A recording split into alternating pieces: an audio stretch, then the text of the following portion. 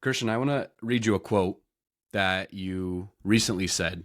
And this was as you were reflecting on the massive contract extension that you just got with the Buffalo Bills. And somebody had asked you, what would you tell your younger self? And you said, I'd probably tell younger me, all those tears at night, it's going to pay off. All that heavy thought, all that worrying for the family, trying to handle everything, and everybody that didn't believe in you, all the people that backdoored you, it's all right, bro. Just keep your head high, smile. And I'd probably give myself a hug. Why do you think you were so hard on yourself when you were younger? Just probably like just the cards that I was dealt. And that's just who I am. I want to make it. So I feel like nobody else should be pushing me. I feel like I should be pushing myself the hardest. You know what I'm saying? I should be the one that's challenging myself the hardest rather than somebody else. So that's probably the main point of why I was so hard on myself. And I had the goal, I had a mission, and I want to achieve that goal and mission no matter what it took. You know, um, no matter what I had to sacrifice. As long as it's according to God's will, I was willing to put everything on the line for it. So, When did you first have the mission of, I guess first of all, what was your mission? And then when did you first realize that, oh shit, this is my mission, I need to go do this? uh, probably around like middle school, like, and then like high school when it started to like really, really get more serious. Just mission to make it. No matter what I did, just make it, and just to help support my family in the best form of way I can. Help to change lives in this world, make an impact in this world. Whether it starts from my city and expands, but that was my mission to just spread love and peace, to teach individuals who don't have the knowledge at a young age that sometimes a lot of us wish we did have at a young age. So that was my mission, and to help my family the best way possible. You have a son now. Do you try and teach him some of those lessons that you wish you knew when you were younger? Yeah, 100%. But and some of them I try like, cause sometimes you gotta let life teach it to you. I might just like dibble like a seed. I might plant the seed a little bit, but I try to give them a good message. But sometimes it takes life for somebody to truly understand it. You know. What's And the Oh no, sorry, go ahead. no, go ahead, go ahead, go ahead. No, I was gonna say what's the hardest lesson that you've had to learn? No, I just lesson just like accepting what it is. Like accepting life for whatever life throws at, and having to accept it. That's probably like the hardest one. I feel like because it's out of your control, and just giving your just surrendering to God, surrendering my life, and just understanding like it's for God's will, for the eternal life, not just for these worldly things that we are trying to crave and trying to grasp. Because as we continue to try to grasp it, there's no joy that follows it. It's going to be forever emptiness in our hearts. And it took me a while to understand that, and I feel like that's really like the hardest one because we're in the flesh, and just letting like when it's out of your control and you just want it to be in your control and you try to do everything you can to like fix it, but it just don't work. You know what I'm saying? That's probably like the hardest one. Yeah, I'm curious though, like when you're on the football field, do you feel like you're in control the entire time you're out there and you're playing, or are there certain moments where shit happens? Maybe a ball gets deflected and flies right over your head, the receiver catches it, and like in those moments, I guess first question is, do you ever feel like you're out of control, or there's certain things that happen that are out of your control in the football field, and how do you react to those moments? Yeah, 100%. I feel like this will help me, especially since I changed my game recently. Um, the stuff I can control is like my technique, how I talk to myself. But the outcome is going to be whatever the outcome is. If I prepare it, then the outcome might be good for me. But sometimes, as much as you prepare, like outside of football, as much as you prepare, as much as you get yourself ready for the moment, it sometimes just does not fall through for you. You know what I'm saying? Like you could rep jump in a certain way 1,000 times. when they get to like the heat of the moment, you might jump that same time that you rep. You might only jump like that one time out of three. And it's just like that. It's just like that. And you like, yo, I practice all this time. I prepare mentally, physically, spiritually. And the outcome is like I got one out of three. That's something that sometimes you cannot control. Like it is what it is. And that's a tough pill to swallow, but you just learn like it's okay. You know? You can learn from it. You can continue to work on it so it can build your foundation. So when you do screw up, the foundation is strong. You don't fall like, oh, dang, I messed up. It's the end of the world. It's like, nah, I'm cool. Like, I worked on this, so I know I'm gonna be all right. And you just learn a little, and then we imperfect. So there's no way you're gonna go 3 for 3 every time. You're imperfect. So when I'm on the field, I just understand like some of that stuff, some of the outcome stuff is outside of my control. Like if it just missed me by a little bit, yeah, I'm a competitor, so I'm gonna be mad. But like when I come to like regrinding myself with God, I understand like it's okay. Like imperfect. It's not gonna go my way 100%. It's a game that's probably over 60 plays, and there's no way you're gonna be 100%. You know, only thing I can control is my how I talk to myself, how much I rely on God, and how much I dive into my technique, and how much I prepare for that game. After that, whatever else happens, I tell myself, whatever happens, happens.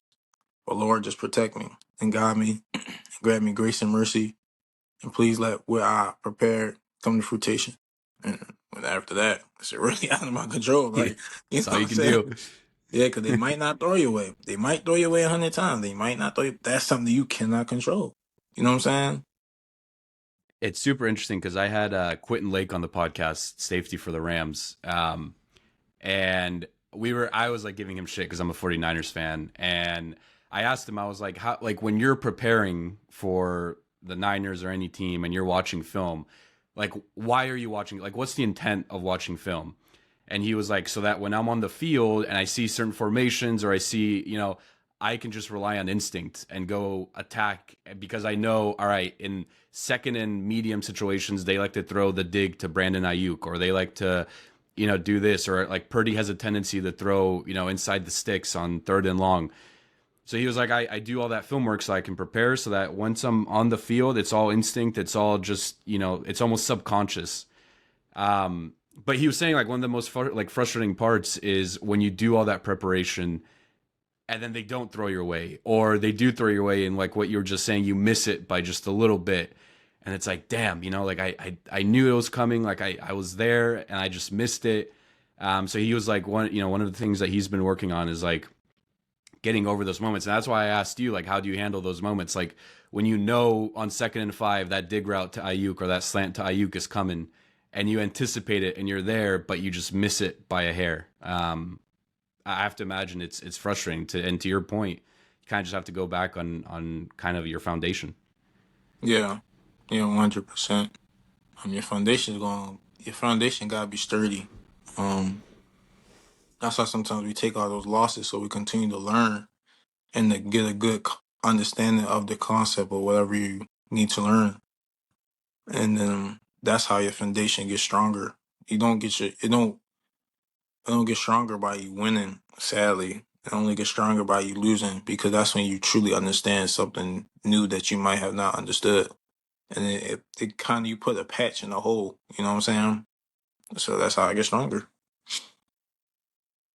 That brings up a good point too, because I feel like often within business or sports athletes, we always talk about success, and we talk about certain athletes and the success that they've achieved. So, looking at your journey, right, making it to Villanova is like that is success, like a success. Playing football at Villanova, success.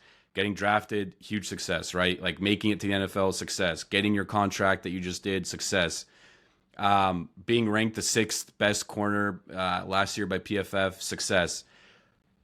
But and you just mentioned it, we often learn a lot more from our failures and our losses. So I'm curious, what are some of the biggest failures that you've had to endure in your life, and what are some lessons that you took away from those failures? I honestly like this is probably like my deepest failure. I would say I don't look at outcomes as failure. I look at failures as myself, like things that I did myself that I know better.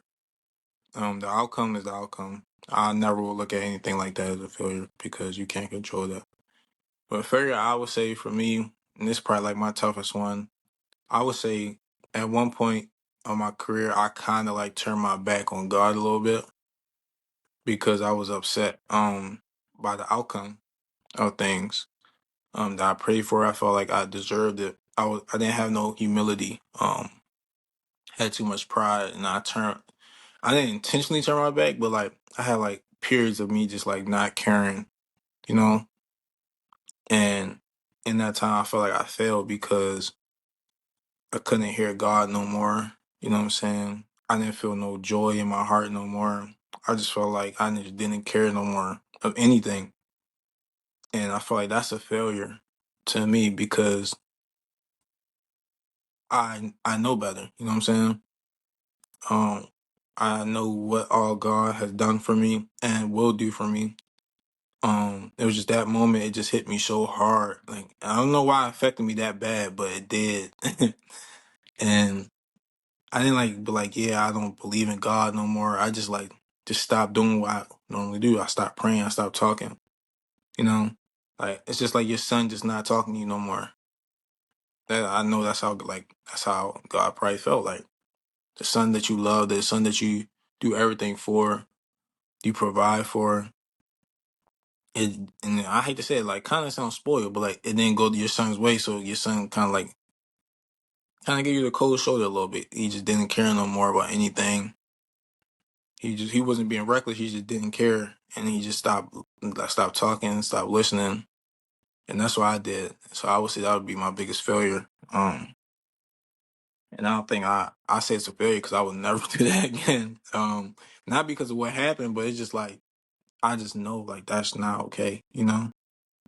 How do Mm. you how do you think, or how did it affect your just, I mean, performance on the field and just other aspects of your life? It affected my performance because I didn't play as good as I thought I could. Like I really didn't play as good as I wanted to. Cause I just didn't care. Like I just had this, like I don't know, it was weird. I just did not care, and it was weird. Like cause I never had experienced something like that ever before in my life, and then I failed because I tried to reach out after turning my after going like cold shoulder, and it's like yeah, he forgave me. God forgave me obviously because our relationship is so strong right now. Like I feel the Holy Spirit, I hear His voice, all that stuff now and afterwards, but. It affected me in that game. I wasn't really doing too good. Um, Obviously I had some obstacles, but those obstacles really helped me the most, to be honest. Um, Helped my foundation, helped me become a better corner, helped me realize some stuff better, experience some stuff. You know what I'm saying? You can't be successful off your first experience or your first three experiences. You gotta go through some stuff in those first time or experiences that you know experience in life. But it affected me on a personal level, like my heart like was just like I was just in this fog, like this consistent fog, you know, and it just wasn't good, you know. I wasn't doing anything bad, like I wasn't like being all reckless or doing stuff, you know what I'm saying? It was just like man, like I just like I didn't really care to do God like spread love or peace. Didn't really care what other people had to say at the moment. Like I didn't really wasn't trying to hear nothing. I had no motivation at the moment at the time, and all of that because I just didn't reach back out to God. You know what I'm saying? I took it my own. I tried to do it my own way, the worldly way. You know, I let the music get to me and put me in a deep hole rather than reaching my hand out to the man above. So You think your self confidence comes from your faith? yeah, 100%. Yeah, my self confidence comes from faith and how hard I work. Confidence comes from my preparation and knowing that God is with me. That no matter what, God got me. You know what I'm saying? Like no matter what happens, like it's going to be all right for my future. just because it might look bad to the outside eyes, it's building me for me in my eternal life with God, and it builds my character. You can't elevate unless your character is developed. Like no matter what you do, like you could do 100 back pedals, you could do 100 push-ups, you could do 100 sprints. No matter what you do, and you're not going to be able to get to the next level unless your character develops to that next level that needs to be at, you know? So, so yeah. What type of character are you talking about? Just like morally, or like in what way? Like spiritually, like sometimes like you gotta have like for example, mm, let's say high school to college. Let's do an example. High school football compared to college football. You have to have a mental capacity to do college workouts compared to high school workouts. So in order to get to that college level, you have to develop your mind, your mindset. Your mindset is part of your character. Your habits is part of your character. Who you are. So when stuff hit the fan in college football, there's way more better competition. It's harder coaches, harder like the games is way more crazy. You have to lock in more compared to high school.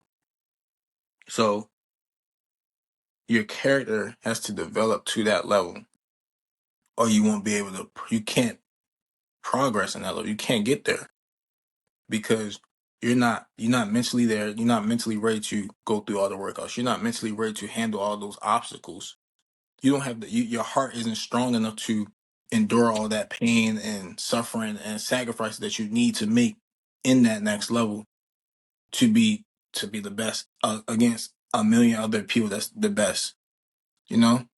So from high school you have to build that part up in order to be in that level, because you could probably have if you high school, you just got talent but your character is still high school level, you will not be able to progress in the way you want to in college, because your heart and mind and who you are is not developed for that. So you cannot succeed. So your character has to develop for the next level, you know? And I'm using football terminology, but that goes for anything in life. Like you want to be a CEO, you have to have the character. You have to develop your character. Not change who you are, but you have to develop yourself for that to be a boss. You have to like you can't have an employee mindset as a boss. You can have employee. You can understand the employee position firsthand and be a boss, because that's a great boss because he understands his employees. But you can't be the, oh, I'm about to work and leave, go home and be a boss. You can't do that. You got other people that rely on you. Well, you have to pay those people. You have to make sure your business is straight.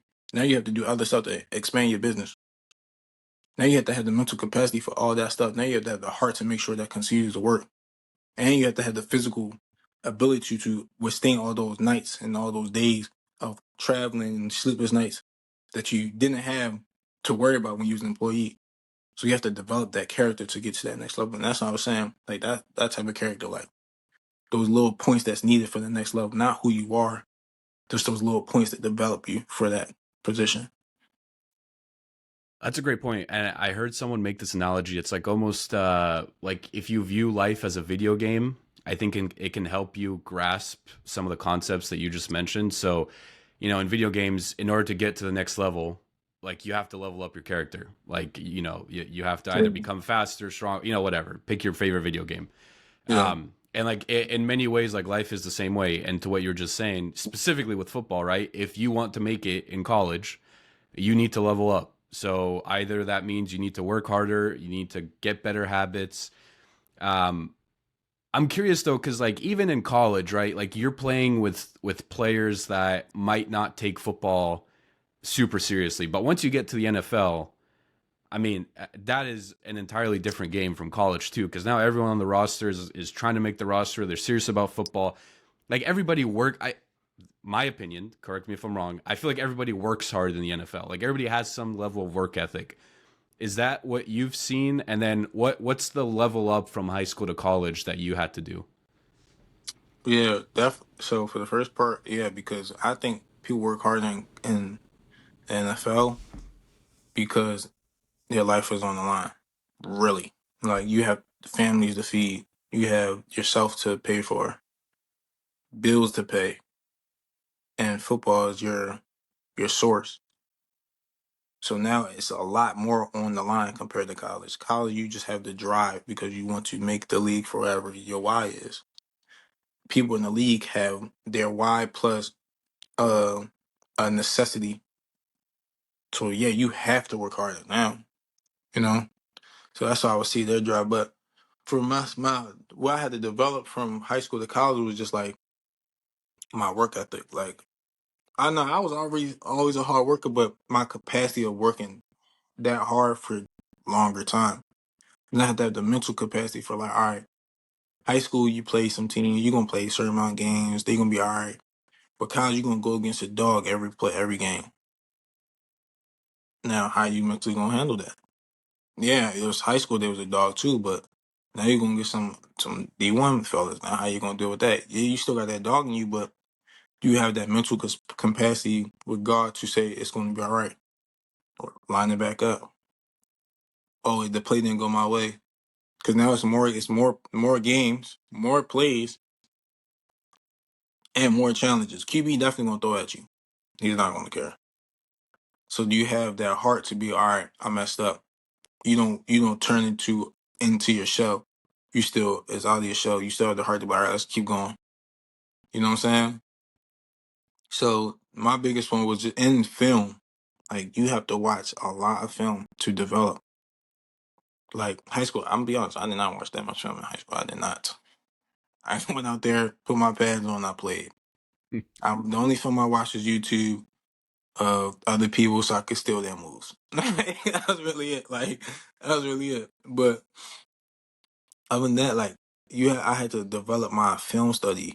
You know, I had to understand to study the plays, the playbook. It's not just about physical now. Now it's a mental aspect that I had to develop to be prosperous in the next level, which was college. So that was probably my biggest thing. I had to watch lot more film. I was studying a lot more. I was sacrificing a lot more because it's sad to say in this world you have to sacrifice a lot. The higher you go, the more you develop, the more you got to sacrifice, and the tougher it is for your heart. So is your heart ready for all those sacrifices? So I had to develop my heart to be ready for that. You know, I had to develop my mind to be ready for all that. I had to dive more into God and talk to God, ask God to guide me for what I need to do. You know, I wasn't like that in high school. No shot. No, you're young. I was going to Chick-fil-A during lunch breaks, like, you know what I'm saying? Like, there's stuff like that. Chilling with the guys, you know what I'm saying? That was that. College, sometimes you can't chill with you guys. You gotta work. You gotta watch that film. Gotta do some extra. Like, you messed up on your breaks, work on it. Because you can't slip up. You can, and I mean, the outcome is the outcome, but prepare to not slip up. You know what I'm saying? You might have one slip up because you prepared rather than five. That one slip up might be all right. Five slip ups, that's a touchdown and some more on you, you know? Because you didn't prepare. How can you have a successful outcome if you didn't prepare? If you prepare, your outcome is way better. Your chance is way better. So I had to understand that I need to prepare a lot more.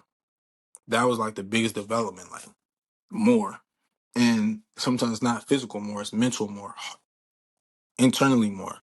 So, yeah. Did you ever did you ever say no to hanging out with a girl because you had to watch film in college? You know something? I always had a girlfriend, so I always had a girl, so yeah, cause I had my drive was man strong. Like if I was watching film, I had my lady on the phone with me right beside the computer. Like You're telling her like, hey babe, like this is a dig route. You know, this is nah. I try to keep work and relationships separate. But like say like if I'm about to I will do some extra work at night. I have the phone right there. Cause I have my son too, so I'll talk to my son and my lady at the time. So I have set the phone up. I do my work. Once I'm done, talk to him. You know what I'm saying? But I keep it separate. Like, yeah, how was your day? Oh yeah, what you eat? Stuff like that. Keep it separate. Once I got to the phone, same thing. Like and then if it was, I would never say, I would never say, woman over film. Nah, because then that's a regret that I'm gonna have to have. In that moment, I'm gonna make the decision so I do not regret it. You know what I'm saying? Like when I play, oh dang, I should watch that film. Nah, I don't feel like dealing with that. Like I don't feel like dealing with that. Like I'd rather not deal with that. I'd rather deal with being all right during the game because I watched film over chilling with a shorty than chill with a shorty and be regretful because I had fun with a shorty. Like nah, man, she could wait after the game. She could wait after. I see her after the game or something after practice tomorrow. You mentioning regret reminds me of a quote. It's like, if you're scared about the fear of failure, wait until you get the pain of regret. Something like that is the quote. But to your point, I think a lot of people fear failure, and that's like a pretty common fear. But not a lot of people fear regret. But what's funny is I feel like regret is a lot worse than failure. Like even when I think about like moments in my life that I regret, like that emotion is way deeper than any single time I've failed at anything. Like I don't know. Like as you look back on your own life, like do you feel the same way that anytime that you felt regret, it's like damn, like this sucks a lot more than any single time I failed. Yeah, yeah, facts. I agree with that because you can't change it. Like it just hits more. Like when you regret. Like it's just like, bro, I wish this, I wish that, and that's all it is a wish. Like nah, that's all really it turned into. Like dang, I wish this, I wish that. Now I gotta learn. Now I gotta live with that forever because you made a decision. And sometimes that's imperfect. Everybody's imperfect, so like you gonna make some decision. That's where it's like, bruh, shouldn't have made that decision. But yeah, I fear more regret than anything. Like I don't want to ever be like, damn, I regret. Like I wish I would have done this. You know what I'm saying? And sometimes it's inevitable for it to be like that because what you do, like some people say like with athletes all their time, they wish they had more time with their kids, but it's the choice that they took. So it's kind of inevitable for that to happen, you know? So right now, that's like my biggest thing. Like I try to spend as much time with my family, my lady, my queen, my son. I don't care at the business, whatever I got going on. That's stuff I can push aside when I'm with them. Then I'll let them know. Like then I will teach them. So like I'm spending time doing my thing and I'm teaching them. So I'm spending time. So I can't. There's no way I could regret it.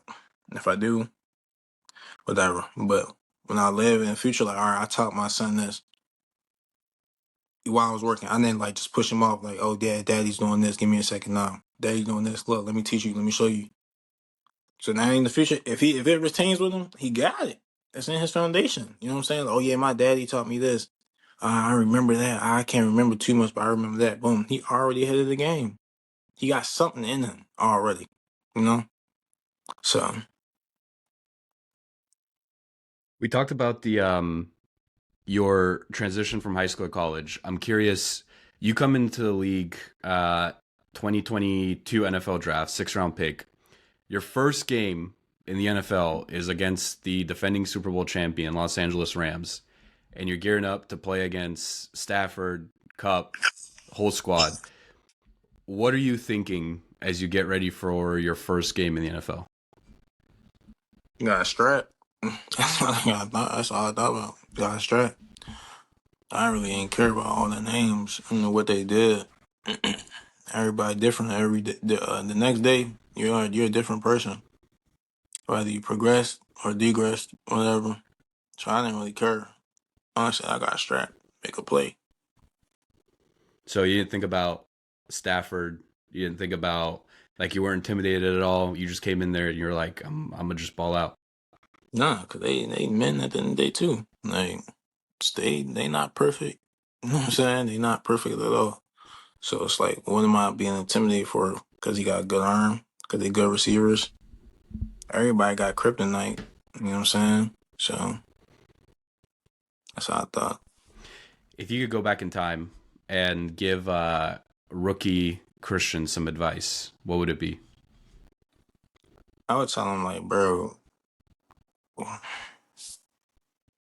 oh, I would tell myself like, yo, watch what you eat, uh, watch more film. But it's tough because as a rookie, you try to understand the playbook. So I wouldn't tell him that. I would just tell him like, yo, watch what you eat and value your time. Um, Value your free time. Like don't spend all your time on football. You know, like you're not football doesn't define you. Like you are Christian Benford, but you're not like you're not NFL player isn't your title. Christian Benford, who you are, not NFL player. So your whole time shouldn't be NFL, football, football, football. You're gonna crash. So I tell myself. But how do you? I feel like a lot of people struggle with like balance, and I've talked about it on this podcast. Is like what does it mean to be balanced? It's like, all right, you know, if you're healthy, if you're successful, if you're, I don't know, whatever else you think is balance. But everyone also has like a different definition of balance. Like maybe balance for you is like I get to spend time with my, you know, with my family, with my son. I get to play football. I also get to relax sometimes. So like, what is balance for you? Like what does that look like? But balance for me is because I'm trying. I got a mission, so putting all my chips in for that day to my mission. Then when I'm done, or if it can't take the whole day, it's no way. It's too many hours in a day for me to spend all my time on football. It's no way, or my businesses. It's no way. Spending more time with God than anything in this world. That's one. Two, making sure all my eggs is not all my eggs, put all my chips into that workout or whatever I'm doing for that certain amount of hours. Put all my chips in. Everything I got into it. Like so once I'm done, I'm done. Once I go home, when I'm chilling with the family, my son, everything's with them. I'm not thinking like, dang, I should have watched that or dang, I should have worked on that. Nah. Put all my chips in during that time. Now when I'm with them, it's nothing but them. Nothing but them. Somebody call me about business, I'll call you tomorrow. Unless it has to be really important. You know what I'm saying? That's balance. When I'm with them, it's them. My love and everything was them, unless anything important comes up that I need to address. All my chips all my chips out there when I'm working out. Like I'm not leaving the field unless I feel like, yo, I worked on that. If I messed up, I need to work on it 3 more times. And out of all that time, God needs to have more time. Everything I do, pray to God, talk to God. When I'm with them, pray to God, talk to God. Everything I do, teach God or honor God in everything I do, no matter what. God before I do everything, God after I do everything. That's my balance. It sounds like you've mastered the art of being present, and I feel like a lot of people don't know how to be present. Like for instance, when you're hanging out with your family, you know, you just mentioned I am fully with them, I'm fully present. That's all I'm doing. Versus I think a lot of people sometimes try to relax, for example, but their mind is on business or their mind is on whatever. And so they're never truly relaxing, but then when they're doing business, all they're thinking about is like wanting to relax. So then they're never really doing business. So like their mind is always somewhere other than where they are physically. So how did you master the art of being present and controlling your mind and saying, all right, right now, Christian, we're doing this one thing and that's it. Ignore everything else. Because I talk to different people who had parents or I seen other kids who had folks that was like millionaires own this was in this played this sport in professionally. And I seen how it trickled down to the kid, how they never their heart was always, oh, I wanted to see my dad. I wanted to see my mom. They're always busy, so the time wasn't spent too well. And I have a son, and I love him just like to the death of me. Why would I want my son to feel that way? You know. So I had to be. I learned to be present. Like I had to. Like now I got into my word. I read more books about like relationships and being a parent. I'm big on reading, so all that stuff just taught me like And the fact like me being with God just taught me like, bro, like this stuff isn't like ain't that big, man. Like eternal life is big, but some people I know like life is so hard to where like we have to put a lot of time into something else, but there's nothing bigger than love. There's nothing bigger than relationships, your family. So putting money above that will cause you not to be present. But if you understand to put love and relationships above money, you'll be more present. The money gonna come as long as you continue to do God's will, and God gonna give you the resources that you need. He might give you a little struggles to teach you and to build your foundation, but that's what helped me understand to be present is like put them above money, put God above all, and you look at everything differently. You look at your gaze for this world differently. So I like that point you made, man, about like I- I'll paraphrase with my opinion, but like when you look at the bigger picture, you realize like how small certain things are. And to your point, you know, when you connect with God and when you look at eternal life, you realize how small some of the things that we worry about or we're sad about like truly are or stressed about. And I think about too when you look on that larger scale. It's like, all right, we're on this planet that's rotating 1,000 miles an hour or whatever it is in this solar system that has 50, I don't know how many other planets, right, or how many other solar systems in this galaxy and this like huge. And then like when you think on that level and then you think about your problems, you're like, so what am I complaining about? The fact that my house is like 2 degrees warmer than I want it to yeah, be, or like, or like I don't have the newest Nikes, or I don't have this and that. And then you start to realize it's like, damn, all the problems that I have are just, I mean, stupid in a way. yeah.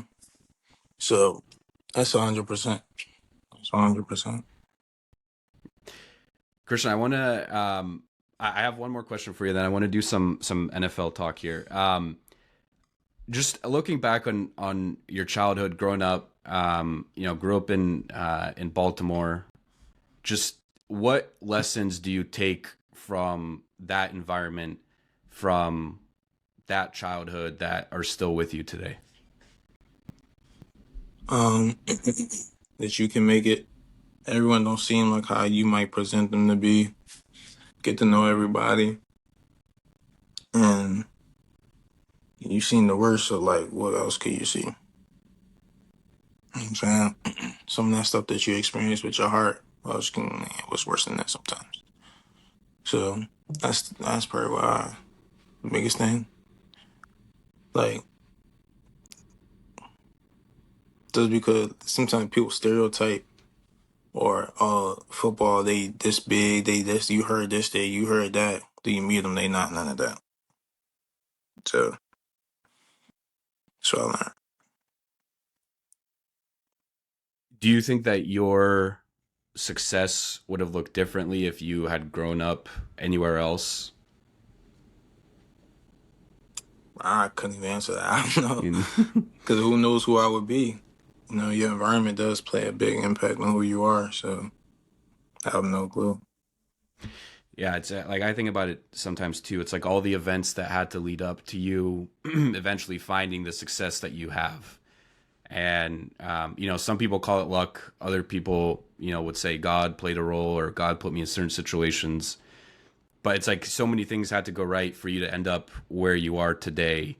Whether it's going to Nova, whether it's getting drafted by the Bills. Like maybe if you get drafted by a different team, who knows? Maybe you're better than you currently are, or maybe you're worse, right? Like that's just a hypothetical. But the fact that you got drafted to the Bills, the fact that you got an opportunity, like you're sitting here now, with a $75 million contract, um, like I don't know, it's kind of crazy. Like you can think yourself, I guess, into maybe a hole too. If you think about it too much, you're like, all right, like I don't know, but it's just crazy, like how life works sometimes and how opportunities come up. Yeah. It's wild. All right, man. I got a couple NFL questions for you, and then we'll wrap up.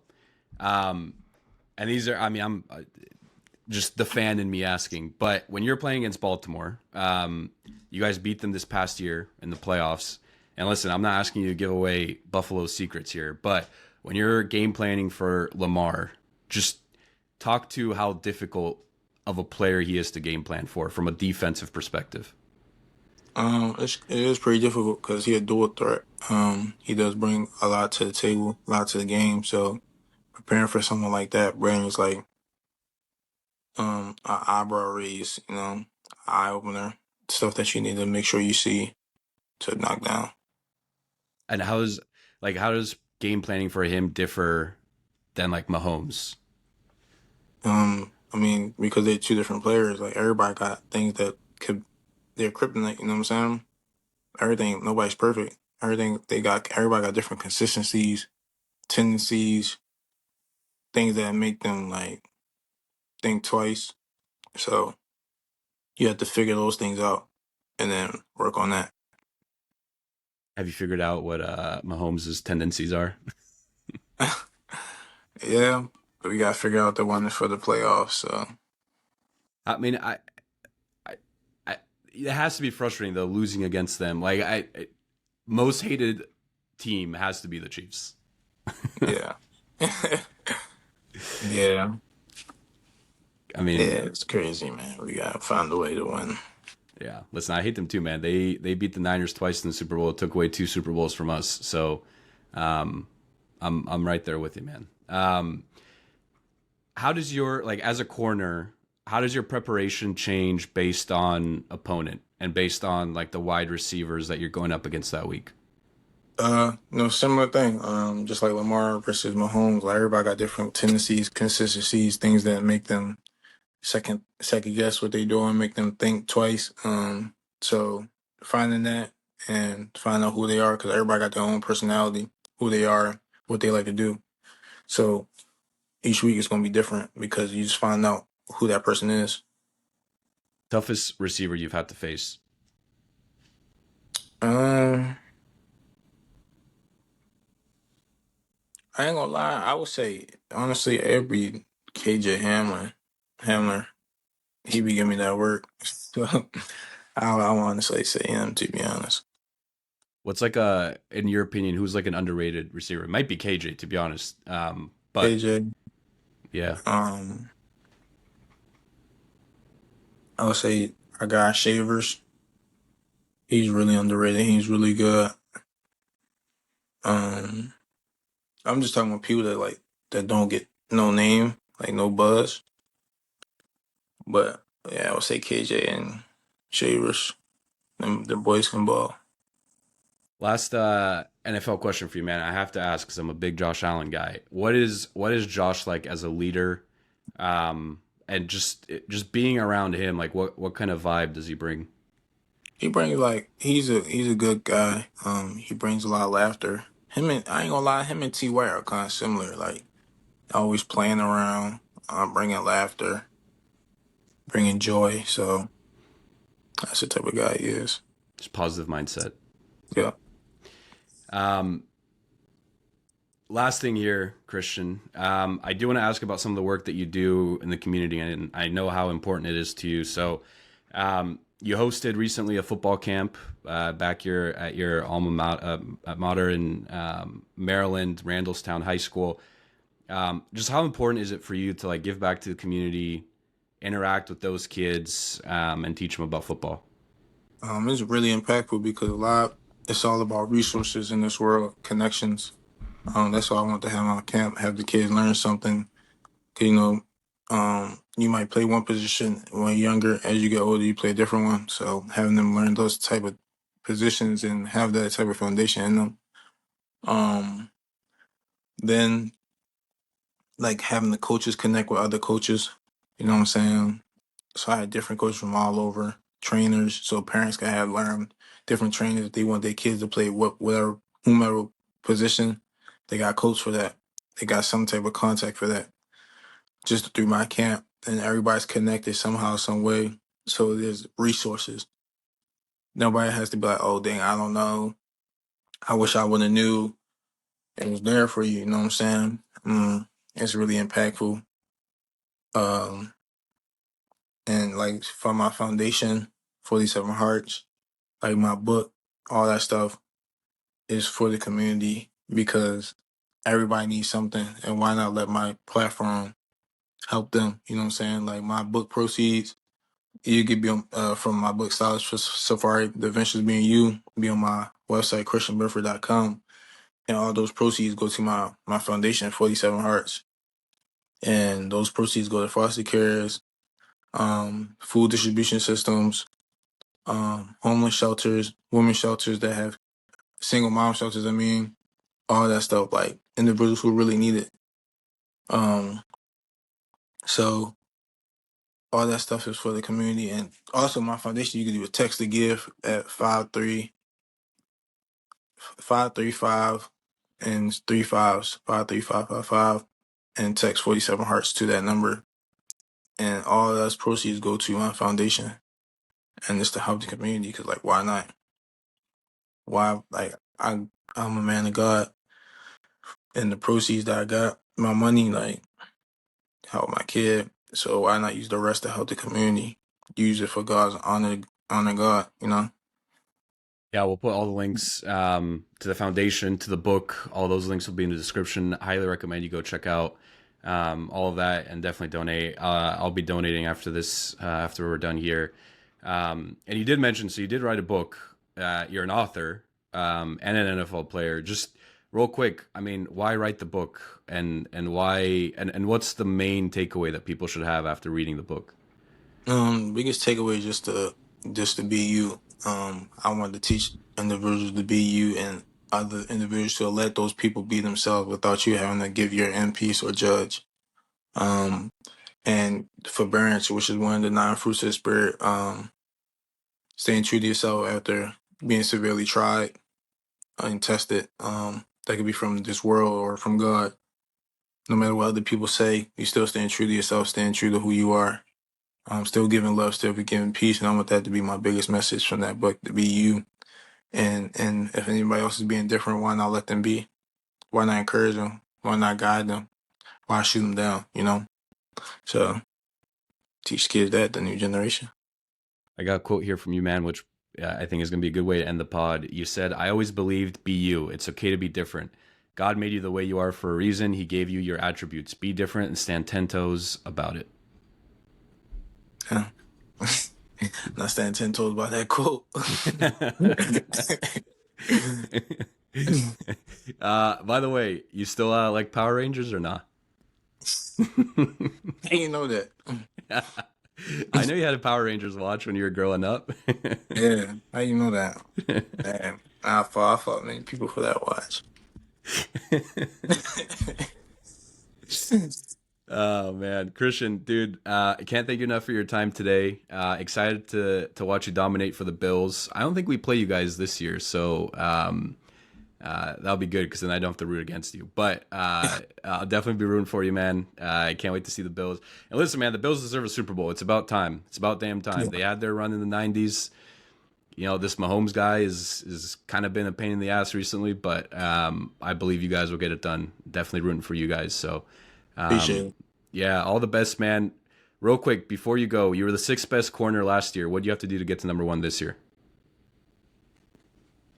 Work harder, develop myself, character development. Love it. Love it, man. And where can people find you and more of your work? It's all on my website, christianbenford.com. My foundation, 47 Hearts Foundation.org. Everything is on there. Text to give 53555. Text 47 Hearts. Love it, man. Christian, thanks again for your time, dude. And best of luck. Thank you. Peace.